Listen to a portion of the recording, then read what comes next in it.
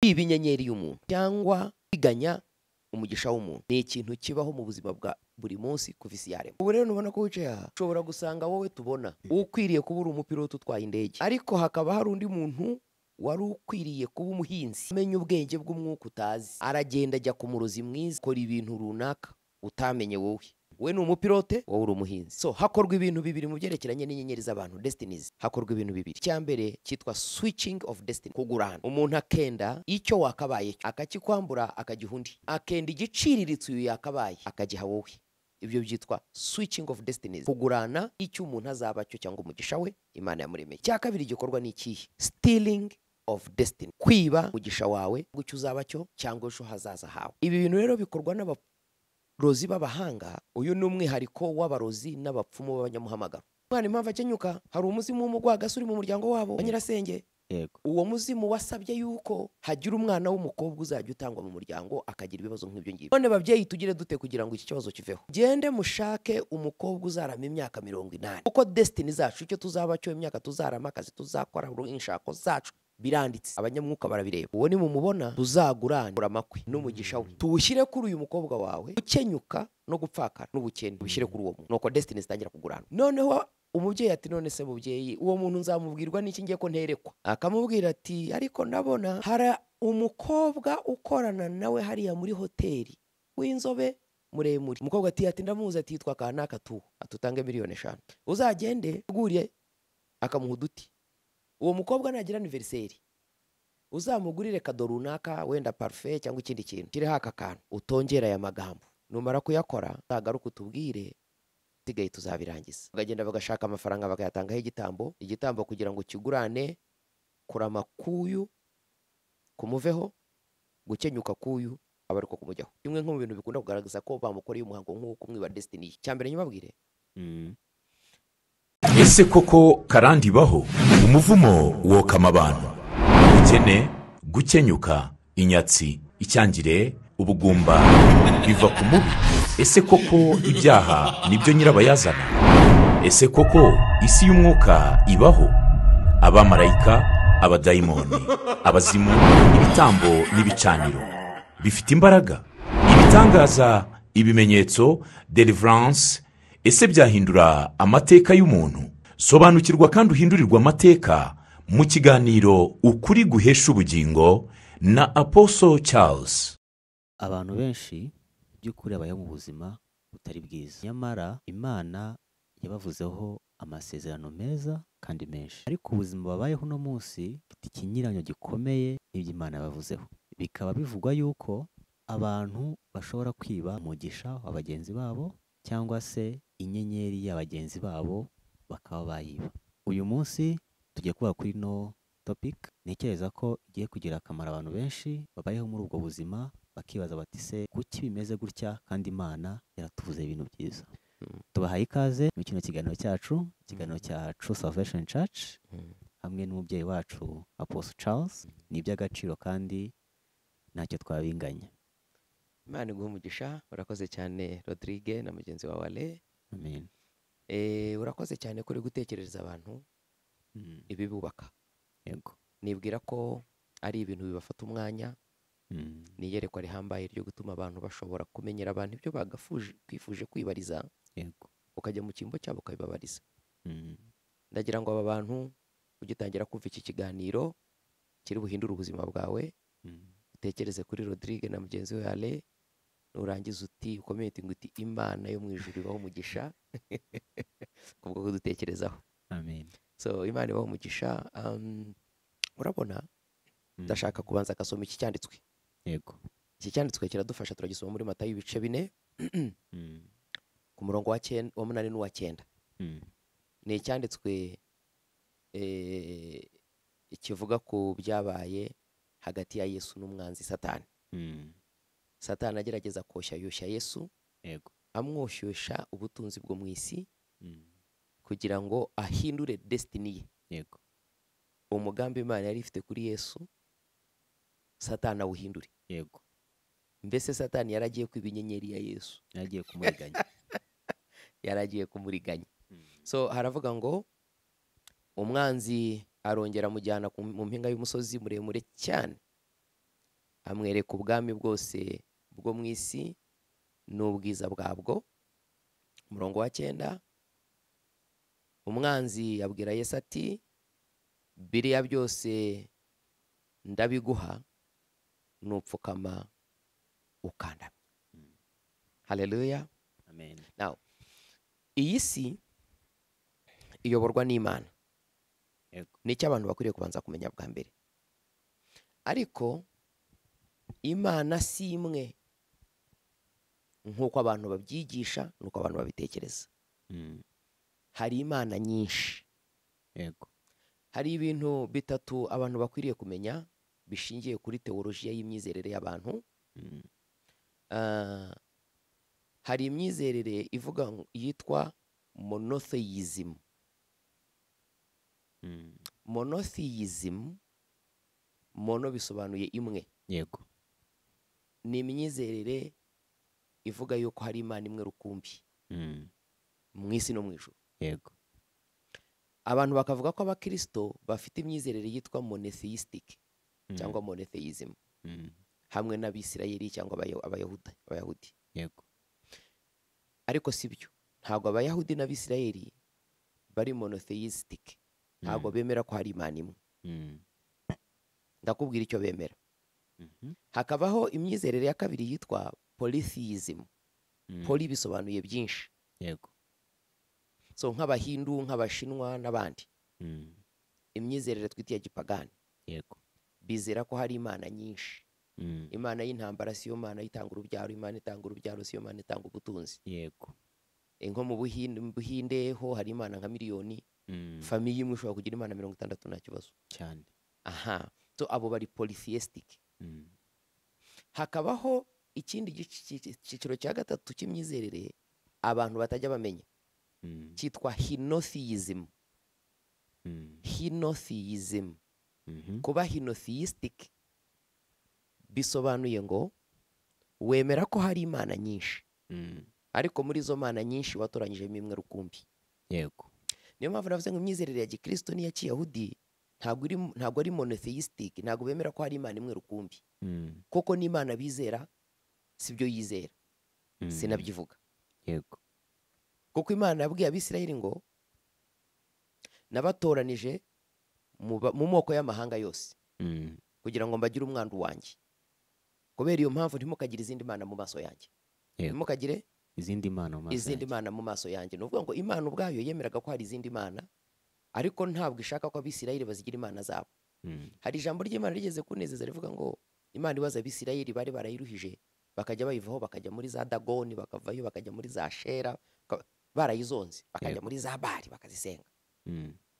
Imana iravuga iti mwe kuva mwabaho mwari mwabona irindi shyanga rihindura imana zabo, atari ko mwebwe mwaguranye Imana yanyu bitagira umumaro. So ni Imana twizera twe, Imana ya Aburahamu, Imana ya Isaka, Imana ya Isirayeli, Imana ya Yesu Kristo umwami n'umukiza wacu. Yemera ko hari izindi mana, ko atari yo Mana yonyine iriho. Yego. Icya gatatu cy'urugero ushaka kuguha, iravuga iti ndi Imana ifuha, ntimukagire izindi mana mu maso yanjye kuko ndi Imana ifuha. Reka nkubaze, wafuhira ikintu kidafite imbaraga? Ntabwo bishoboka. Ubu uje mu buriri bwawe ugasanga umugore wawe araryamye, ugasanga apfumbase umusego, wakubita umusego ukawumena umutwe, uwuhora wuko wari uryamanye n'umugore wawe? Kubera ko uzi ko ntacyo wamutwara mu byerekeranye n'urukundo, ntabwo ushobora kubifuhira. Yego. Ariko uje ugasanga umuturanyi wawe aryamanye mu buriri n'umugore wawe, niyo yakubwira ngo bakinaga imikino yo kwihisha, yihisha mu buriri, wagira ifuhe uritewe n'iki? Nuko utekereza ko ibyo usangiye n'umugore wawe uyu muturanyi wawe ashobora kubigeraho. Yego. So kuba Imana ivuga ityo nuko Imana izi ko hari izindi mana. So nuko uvuga ngo niyo mpamvu navuga ngo abakristo n'Abayahudi ntago bari monotheistic, ntago bemera ko hari Imana imwe rukumbi gusa, ahubwo bemera ko hari Imana nyinshi, ariko muri izo mana zose Imana yabo ni imwe. Yego. Yitwa Ndiho, yitwa Yahwe, yitwa amazina yose tuyita, niyo yaremye isi n'ijuru n'ibiriho byose. Yego. Now impamvu mpereye aho ni iyihe? imana yaremye isi n'ijuru twe twizera, Mm. niyo igena destinies n'imibereho y'abantu, Mm. ni nayo igena destinies z'ibiriho byose, ikagena na destinies z'izo mana zindi kuko niyo yaziremye. Yego. Ariko kugira ngo izi mana nazo zibashe kugira abayoboke bazo, Mm. zibashe kugira icyo zibaha kugira ngo baziyoboke, kuko buryo udafite icyo aguha ntumuyoboka, Mm. kandi bishoboka. Yego. Nta muntu uyoboka umuntu udafite icyo amumariye. Mm. Abantu bose tubayoboka ko bafite icyo baturamariye. Sinzi niba unyumva neza. Ndakumva. So ni ukuvuga ngo izi mana zahawe uburenganzira n'Imana yacu bwo kugira ibintu zikora bya kimana. Mm. Niyo mpamvu nazo zifite abamarayika bakorana nazo, zikagira umwuka ukorana nazo, zikagira abapfumu bameze nk'abakozi bazo Mm. bakora ibitangaza, bavura abarwayi, kagira abaragura, kagira abarozi bashinzwe kwica imigisha y'abantu Mm. no kwica abantu bakavaho. Niyo mpamvu tubwira ngo ntimugatuma abarozi babaho, mujye Yego. mubica. Yego. Bagakora ku ruhande rw'iyo mana, izo mana. Imana nayo ikagira intumwa nkanjye n'izindi ntumwa, abapasitori, abahanuzi, nabo bafite impano z'Imana, Mm. bakora ibintu bituma abantu bajya kuri iyo mana. Mm. Anyumvise? Yego. Yego. So umumaro w'aba bakozi b'Imana zombi ni ugukora ibintu bituma abantu babona ko izo mana zikomeye kugira ngo abantu baziyoboke. Yego. Anyumvise neza? Yego. Niyo mpamvu ijambo ry'Imana iteka iyo rivugana n'abantu muri Bibiliya ribasezeranya ibyiza. Mm. Buriya no ku mwanzi w'Imana kwa Satani naho hari ibyiza basezeranya. Mm. Kuko Satani atagira ibintu arema, afite ububasha bwo gukoresha abakozi be Mm. kwiba ku bintu by'abantu b'Imana Yego. barangaye, Mm. kugira ngo nawe abone ibyaha abantu be bamuyobotse. Anyumvise neza? Yego. Yego. Mbese bimeze nk'uko iyi ntare yabyaye Mm. ishaka guha abana bayo ibyo kurya, Mm. ntabwo izi guhinga, ntabwo izi korora, kandi abana bayo bagomba kurya inyama. Iragenda igacunga aho inyamaswa irusha imbaraga ziri, Mm. ikagira izo yicamo, Yego. ikagaburira abana. Mm. Abana bakishima bati data data mama mama. Mm. Mu gihe urubyaro rwo ku ihene bishe ruri kurira, urubyaro rwo kwa ntare ruba rwungutse. Yego. So intare ntabwo iba yakoze, ntiba yanaremye, ariko ikoresha amayeri n'imbaraga zayo kugira ngo agahinda ka bamwe gahinduke umunezero no kwijuta kwabo. Yego. Now, ikintu rero cyitwa kwiba inyenyeri y'umuntu Mm. cyangwa kuriganya umugisha w'umuntu Mm. ni ikintu kibaho mu buzima bwa buri munsi kuva isi yaremwa. Mm. Baba we, ubu rero nubona ko wicaye aha, Mm. ushobora gusanga wowe tubona ukwiriye kuba uri umupilote utwaye indege, ariko hakaba hari undi muntu wari ukwiriye kuba umuhinzi Mm. wamenye ubwenge bw'umwuka utazi. Yego. Aragenda ajya ku murozi mwiza, akora ibintu runaka utamenye wowe. Mm. We ni umupilote, Mm. wowe uri umuhinzi. So hakorwa ibintu bibiri mu byerekeranye n'inyenyeri z'abantu, destinies. Mhm. Hakorwa ibintu bibiri. Icya mbere cyitwa switching of destinies, Mm. kugurana. Umuntu akenda icyo wakabaye cyo, akakikwambura akagiha undi. Mm. Akenda igiciriritse uyu yakabaye, akagiha wowe. Ibyo byitwa switching of destinies, Yego. kugurana icyo umuntu azaba cyo cyangwa umugisha we Imana yamuremeye. Mm. Ibyo birakorwa. Yego. Icya kabiri gikorwa ni ikihe? Ni stealing of destinies, kwiba umugisha wawe cyangwa icyo uzaba cyo cyangwa ejo hazaza hawe. Ibyo bintu bibiri bikunda gukorwa. Mm. Ibi bintu rero bikorwa n'abarozi b'abahanga n'abapfumu b'abahanga. Ntabwo umupfumu n'umurozi wo mu rwego rw'umuntu uroga cyangwa aragura yaracishije ntiyabishobora. Mm. Uyu ni umwihariko w'abarozi n'abapfumu b'abanyamuhamagaro. Burya abarozi n'abapfumu Mm. barahamagarwa Yego. nk'uko abapasitori n'intumwa n'abahanuzi bahamagarwa. Mm. Ariko iyo turiyo tubwiriza ubutumwa, hari abana bo mu itorero bakora umurimo w'Imana bakatunezeza tukabona bakwiriye kwinjira mu nshingano, nkakurambikaho ikiganza nkaguhesha ku mpano mfite, nawe ukajya ukora bimwe mu byo nkora kugira ngo bigufashe gukora umurimo w'Imana. Ariko igihe cyose utagarutse imbere yanjye hashira igihe bikagenda bigabanuka, ugahora usabumitinga kuri njye. Nawe abanyamuhamagaro baba bafite ligne direct ku wabahamagaye, abo babyaye nabo babacishaho, sibyo? Nabo bagira ligne direct ku bahamagawe ariko ntibagira kuhamagara. Anyumvise? Noneho ababarozi nabo bashaka kugira umuntu uza kwicishiriza nyine ashaka nk'uduti two kwica umwanzi we cyangwa ashaka utwo kumurinda. Si umuraguzi, si umupfumu, ntaroga, ariko akaza akagucishaho amahembe akajya amufasha kwikubitira abanzi, cyangwa akayashyira mu murima we nk'ihereko waza kumwiba ugafatwa, cyangwa akacisha ibituma atera imbere, sibyo? Agakora nk'ibintu inka z'abacwezi zigaca mu rugo rw'inka ze, imfizi y'abacwezi ikimya inka ye, noneho ikazabyaramo imfizi ikamubyarira amashyo y'inka. Abantu bamwe barabizi, baraza kubyumva.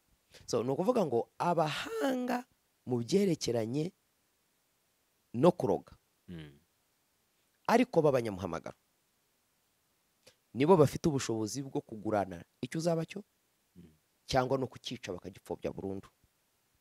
Ntabwo umuhango wo kwiba icyo waremewe kuba cyo ushobora gushoboka hatabaye ibitambo. Ntabwo bibaho. Kubera iki gitambo? Akamaro k'igitambo ni ukwenda icyari icyawe bakakigira icyanjye. Akamaro k'igitambo ni ukugurana ibintu. Urabona ko Yesu yapfiriye abantu bakoze ibyaha atarakoze icyaha. Nuko icyaha ntabwo cyagombaga kuvaho hatabaye urupfu rw'umuntu. So Yesu yaraje apfa kugira ngo abamwizere bose be gupfa. Switching. Urupfu twari tugenewe Yesu yararupfuye kugira ngo tureke gupfa. Niyo mpamvu Yesu yitwa igitambo. So umurimo w'igitambo ni iki? Ni ukwenda icyari cyawe kibi cyangwa cyiza bikakigikuraho kikajya ku wundi muntu.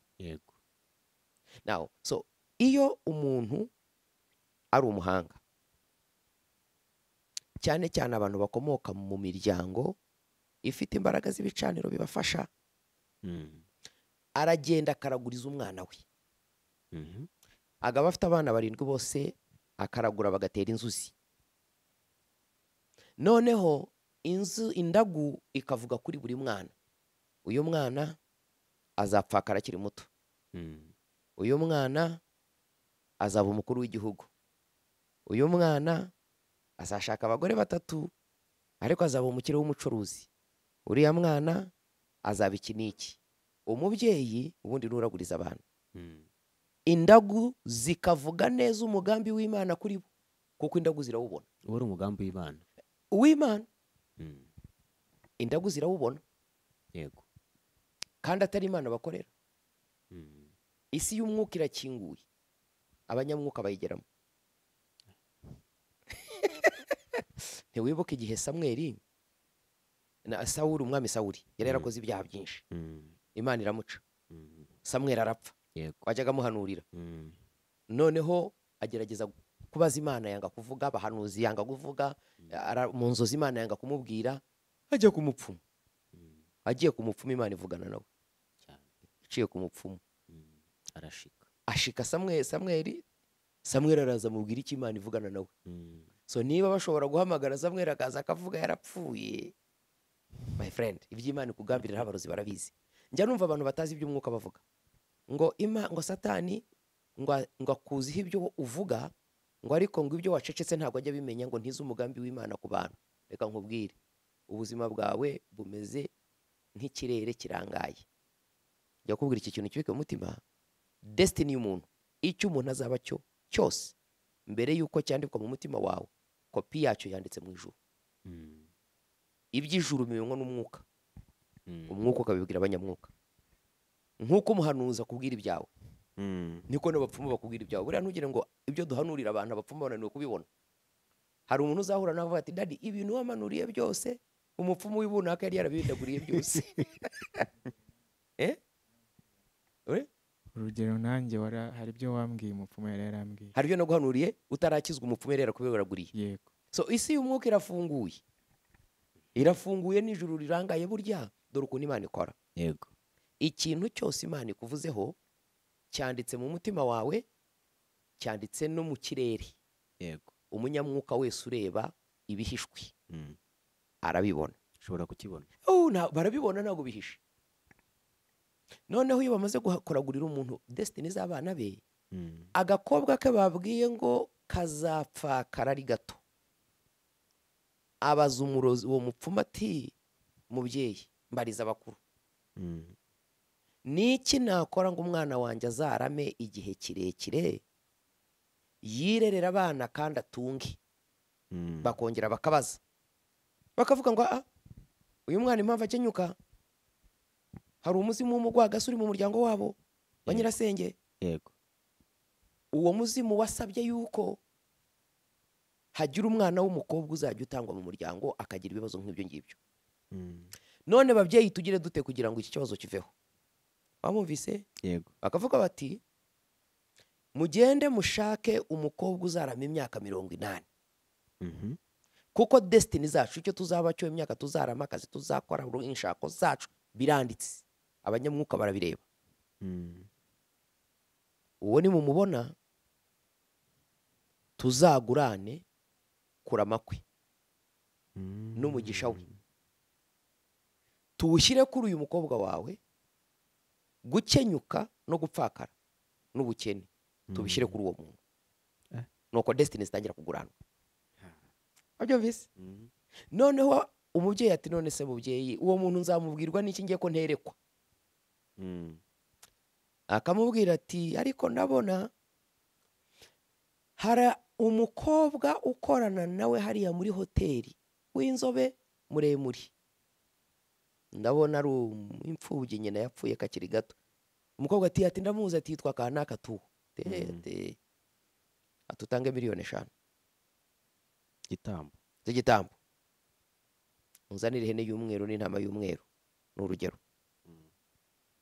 Anyumvise? yego Uzagende uteguriye akamuha uduti. Uwo mukobwa nagira anniversaire uzamugurire kado runaka, wenda parfait cyangwa ikindi kintu. Mm. Ushyireho aka kantu, utongera aya magambo. Numara kuyakora uzagaruka utubwire, ibisigaye tuzabirangiza. Mm. Bagagenda bagashaka amafaranga bakayatangaho igitambo kugira ngo kigurane kurama kuyu kumuveho, gukenyuka kuyu abariko kumujyaho. yego Urushako rwe barwimurire kuri uyu, urushako rubi rw'uyu barwimurire kuri uyu. Mm. Noneho iyo bamaze gukora ibyo, ukagenda ugacunga iyo anniversaire. Niba ari ibyo kurya mwateguye ngo musangire, mugasangira, ariko ukaba ufite utuntu baguhaye wakoze ugatongera ngo akimara kurya ibi byo kurya, ibi nibi bwimukire muri we, ibi nibi byimukire muri njyewe. Mm. Mukarya ibyo kurya bisanzwe rwose nk'uko abantu basangira, ariko buriya umutongero hari dayimoni uhita utangira kubishyira mu bikorwa. Iyo bamaze rero kumugaburira ibyo yamaze kurya bagataha, Mm. uyu muntu baroze hari ibintu arota, inzozi runaka, Mhm. ariko bakohereza dayimoni akiba nk'umwenda we cyangwa ifoto ye. Mm. Buriya hari imyuka iza ikaza ikiba ifoto yawe, cyangwa ikakogosha agasatsi, cyangwa ikagucura urasago, bitewe n'icyo umurozi ashaka. Mm. Waba uryamye ukabyuka baguca indasago. Buriya akamaro k'indasago nyinshi mubona ni uguhindura destiny z'abantu. Mm. Iyo urose inzoka ikurya baba baguteye indwara, ariko iyo urose bagucura urasago baba bashaka guhindura destiny yawe, bagize contact n'amaraso yawe. yego Cyangwa bakakwiba umwenda, cyangwa bakakwiba ifoto, cyangwa bakagutwara umusatsi. Ikintu cyose gikora ku mubiri wawe kirakora. Mm. Bakohereza abadayimoni bakaza bakabitwara mu buryo udashobora kumenya, ukabura akantu cyangwa ntunamenye ko wakibuze. Mm. Bagafata nk'iyo foto bakayimurikira ibigirwamana, bagatongera imitongero ya nyuma, bakavuga ngo bibi by'iteka byose ntibizahinduke. Uzabihisha aberekwa, uzabihishe abahanura n'abaragura, abantu uri bamubona bazabona ikindi. bakagenda bakareba nk'intumbi yapfuye umuntu ari umwana cyangwa wapfuye ari ikiragi kugira ngo nimuba munamusengera muri deliverance ye kuvuga, bagakora umuhango bagashyingura icyo kintu cyamuturutseho. yego Kimwe mu bintu bitangira kuba kuri uwo muntu ni iki rero?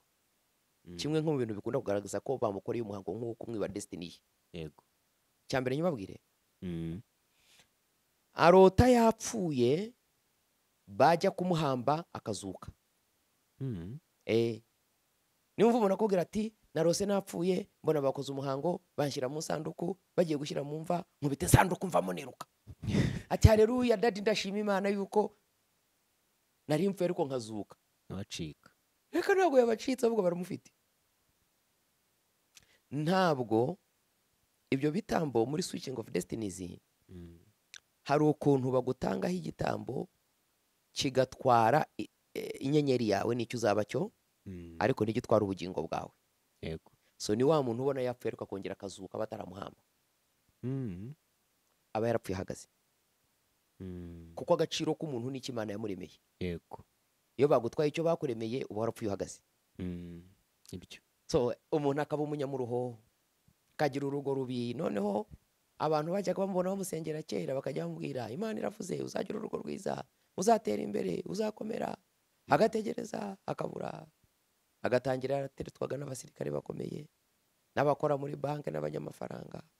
Uko iminsi yicuma agatangira guteretwa n'abamotari n'abanyonzi.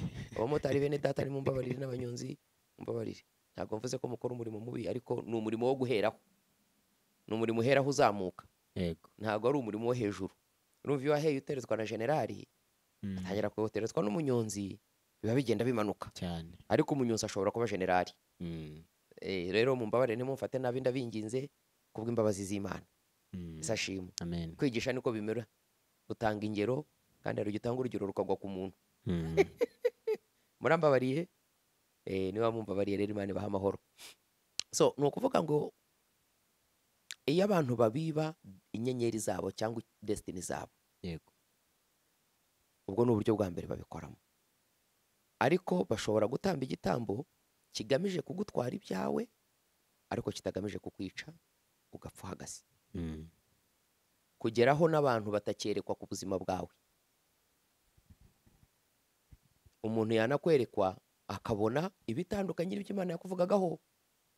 Umuntu yaguhanurira ngo Imana yambwiye ngo uriho umwuka w'ubukene bunuka kandi kubaka biragoye ku buzima bwawe.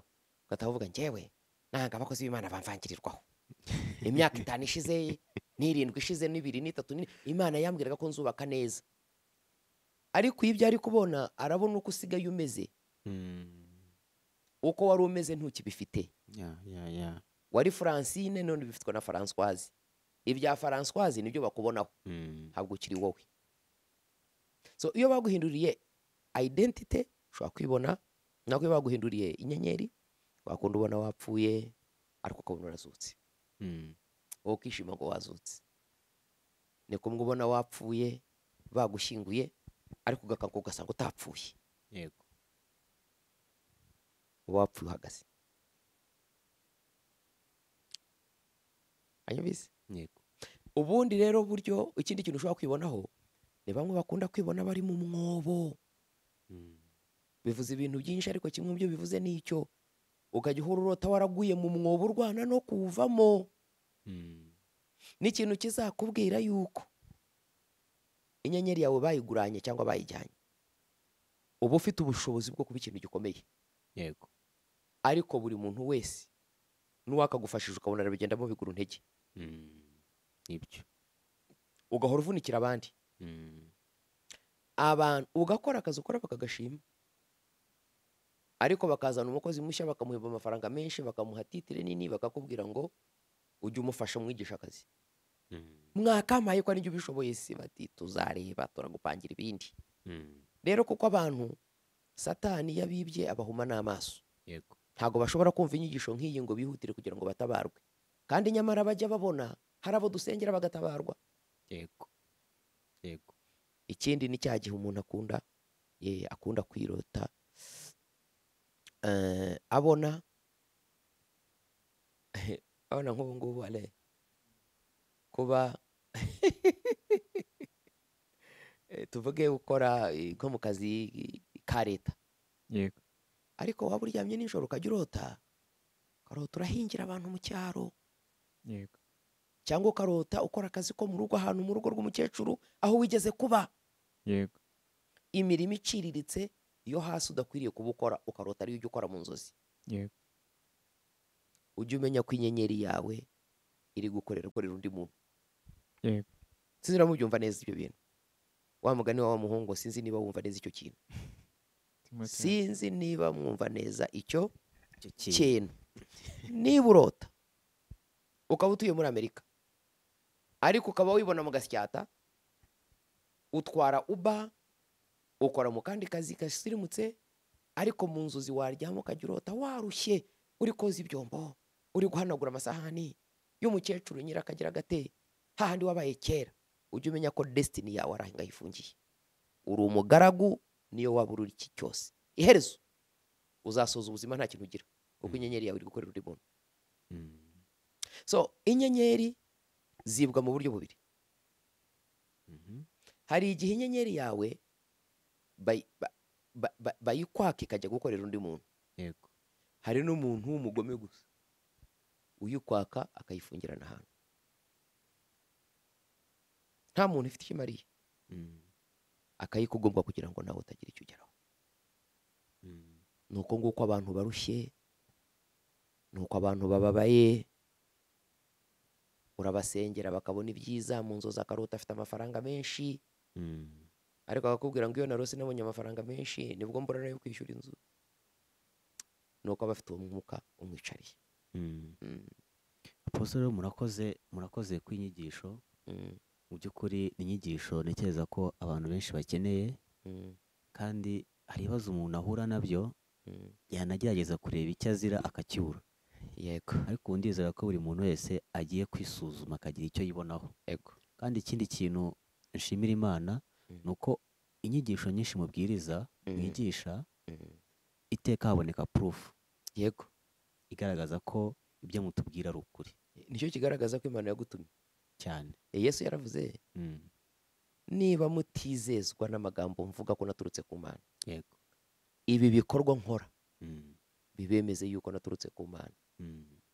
So iyo Imana yaguhamagaye ituma ibyo uvuga haboneka ibihamya byabyo. yego nanone rero nshishikariza abantu, tugira amateraniro abaye live buri munsi buri mugoroba saa 2 z'ijoro Zo mu Rwanda ariko atari hano iwacu. zo mu Rwanda, na saa 3 zo muri Uganda cyangwa Kenya, muri East Tanzania. Africa yose. Yego. Ikindi tuba turi kuri Zoom, turi kuri TikTok live, hose waterana Na YouTube live. na YouTube live. Ikindi kandi iteka hora ubuhamya, Ewa.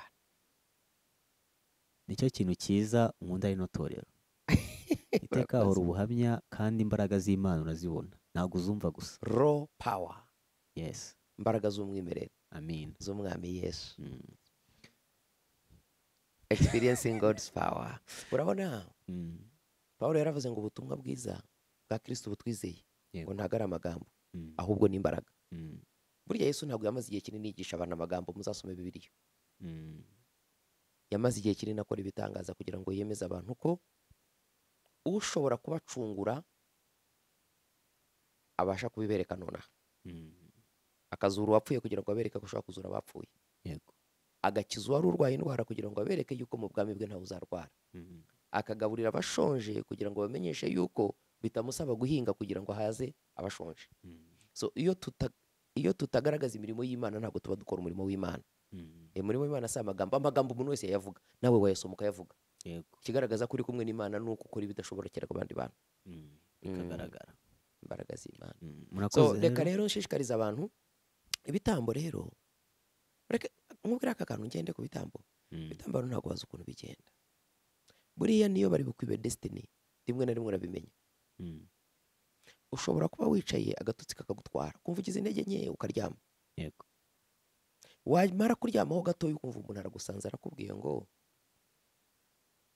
wampaye iki kintu. Wakibona ukabona ni ikintu cy'agaciro, ushobora no kutamenya icyo ari cyo, ariko ukubona ni ikintu cyari icyawe ariko cy'agaciro. Yego. Kumva umuntu arakigusabye. Iyo uvuze ngo gitwari, uba ugurishije destiny yawe. Mm. No kugira ngo ukigarure birakugora kuko wagize uruhare mu gutanga iby'agaciro wari ufite Mm. kandi wari usinziriye. Yego. Buriya kenshi iyo bashaka gutwara destiny y'umuntu bamushika akagira agatotsi, Mm. barangiza bakamuvugisha ikintu, bashobora kumubwira ngo wampaye aka gahene, wampaye amafaranga, Mm. wampaye iki kintu. Uzahura n'abantu bagiye bahura n'agatotsi nkako hakikanga atanze ikintu. Mm. Akenshi umuntu wamaze gutanga icye yabigizemo uruhare na deliverance iragorana. Yego. Hari abandi babibaka nko ku gahato, kugarura icyabo cyanyazwe biroroha. Hari abantu batanga igitambo bakabima destiny bagapfa, Mm. uwapfuye ntacyo wakora ngo yigarure. Cyane. Ariko ndashaka kuvugana n'abantu bakiriho, ukaba ubona icyo Imana yakuremeye atari cyo ubereyeho. Mm. Ngwino mu iteraniro ry'itorero y'agakiza k'ukuri. Amen. I want to guarantee you, ndakwizeza ko uko Yesu yahoze kera n'ubu ngubu ariko Ari. azagusubiza ibyawe ndetse no kurushaho. Mm. Finally dufite crossover, Yego. babyita kwambuka. Ariko Kwambuka. ubushize duheruka kwambuka uriya mwaka, Mm. buri buhanuzi na declaration nakoze ku buzima bw'abantu byarasohoye. Mm. Niba naratangaje amakwa angana gutya, abantu barashingiwe. Yego. Niba ari abantu bagiye kugura imodoka bangana batya, izo modoka zaraguzwe zirarenga. Cyane. Amazu abantu barayubatse, akazi abantu barakagiyemo. Mm. Niba utizera warasengeye ahantu henshi igihe kinini ntibicemo, nugerageza uyu mwaka 2026 uyishyire ku musego nawe uyisegure. Yego. Imana ibaha umugisha. Mm. Ngira ngo twakwibutsa abantu amatariki. Tariki 20, Yego. tariki 20 tuzatangira nka 2:00, tuzatangira n'igaburo ryera, Yego. dukarabishanya ibirenge. Mm. Mukomeze musubscribe kuri channel yacu, amatangazo araza kujya acaho. Yego. Kuko tugiye kubakorera flyer, tubabwira ahantu tuzakorera. Mm. Ninjoro ni ukuri tuzabambutsa. Wowe uzakora ibintu bimeze bityo, uzandika ibyifuzo 3 by'ibintu ushaka kugeraho mu mwaka utaha 2026. Mm. Wandike n'ibintu 3 byakurushaga mu buzima bwawe ushaka kuvamo. Niba ari icyangire, niba ari inyenyeri yatwawe, Mm. niba ari ubushomeri, Yego. ubyandika ku gapapuro nako kihariye. Izo ni impapuro zingahe? 2. Niba ufite ituro ushaka gutura Imana kubw'ibyo ngibyo uriture, niba ari ntaryo no problem. Ndakwizeza ko uzava imbere yanjye umwaka utaha ukazatanga ubuhamya. Mm.